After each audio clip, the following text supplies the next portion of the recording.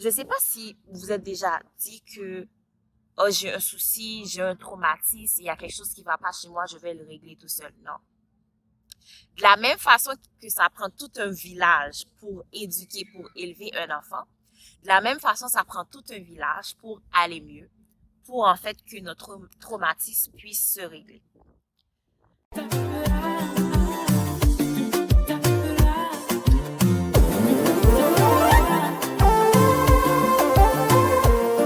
Allô tout le monde, bienvenue sur cet nouvel épisode de Makou Jenny Podcast. Donc cet après-midi, nous allons parler des traumatismes. Les traumatismes, en fait, c'est occasionné par des événements, par des situations qui nous arrivent dans notre vie.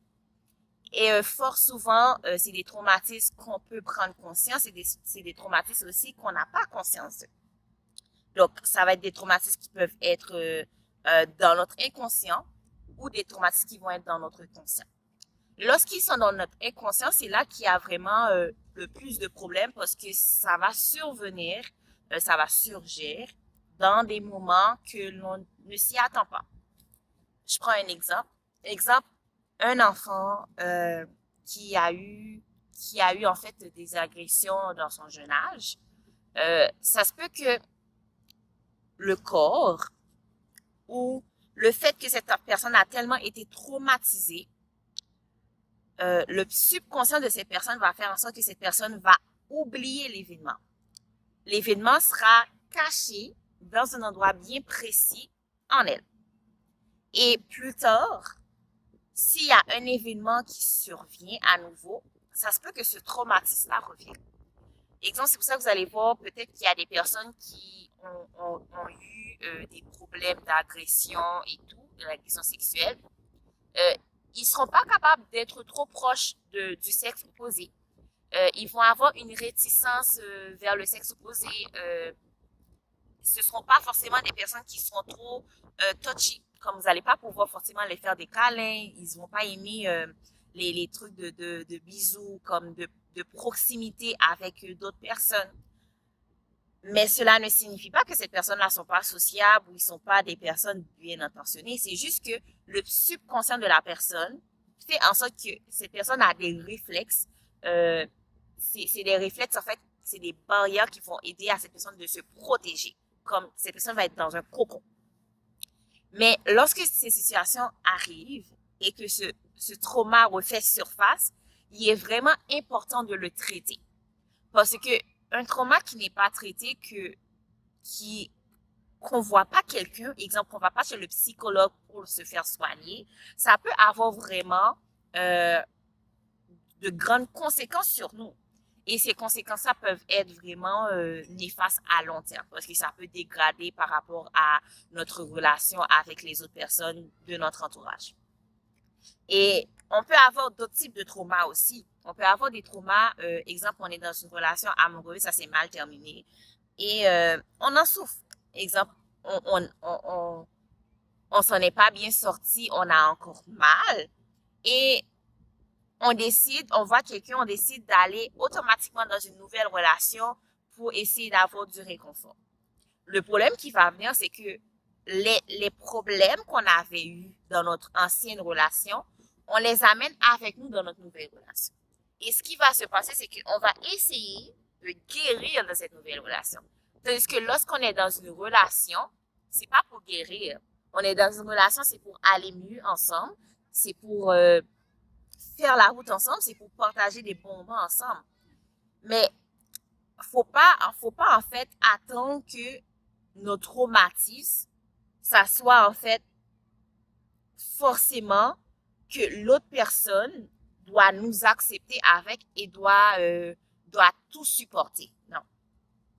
Parce que chaque personne a ses limites, chaque personne a ses capacités. La même façon qu'il y a quelqu'un qui peut supporter que cette personne a un traumatisme qui fait en sorte qu'elle n'est pas capable de rester à proximité de tout le monde, mais de la même façon qu'une autre personne peut ne pas supporter cela. Donc, il faut faire en sorte pour ne pas infliger l'acceptation de notre traumatisme à tous et chacun. Évidemment, faut avoir un certain respect.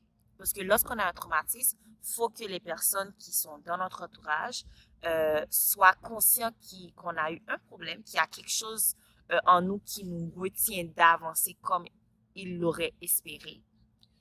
Et il faut qu'il nous accepte tel que nous sommes en espérant que ça va aller de mieux en mieux.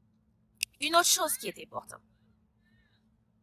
Je sais que dans la communauté noire, fort souvent, on néglige le fait d'aller voir un psychologue ou le fait de partager ce qui nous tracasse avec quelqu'un d'autre.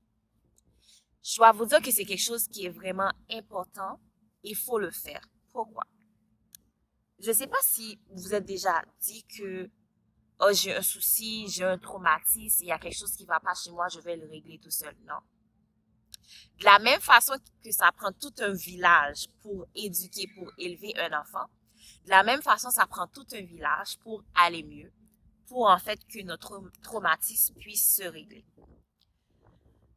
Le psychologue a sa part parce que c'est quelqu'un qui a étudié dans le domaine, donc il peut venir cerner les difficultés que nous allons, qui vont surgir en nous et les identifier en fait à des événements. En fait, le psychologue va nous aider à les identifier à des événements qui vont en fait, qui ont été problématiques dans notre vie. Et il y a plusieurs méthodes pour le faire.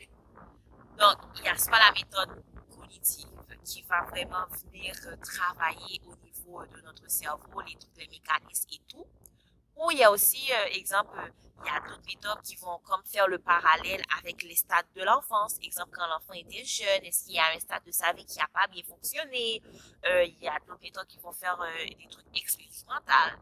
Donc, l'essentiel, c'est vraiment de aller voir un psychologue, de lui parler et de discerner les problèmes qui se posent chez nous. Et par la suite, le psychologue à lui tout seul ne peut pas régler tout ça. Il va falloir prendre conscience de notre état, qu'il y a quelque chose qui ne va pas, et aussi avoir des personnes bien concrètes qui vont pouvoir nous aider à nous améliorer, à nous accepter et à nous aider à changer, à aller de l'avant. Donc, le but de ce podcast, en fait, c'est juste de vous dire que vos traumatismes, vous n'êtes pas les seuls à les avoir. Et il y aura toujours des traumatismes. Que ce soit le mommy chose, la vie chose, que ce soit la peur de l'autorité, en fait, le refus de l'autorité, que ce soit le fait de ne pas s'accepter soi-même ou de ne pas accepter notre couleur de peau ou de ne pas accepter la texture de nos cheveux, exemple pour les gens de la communauté noire et tout, que ce soit le fait de se trouver pas belle, de ne pas se trouver attirant, tous ces traumatismes-là ont eu un début et peuvent avoir une fin.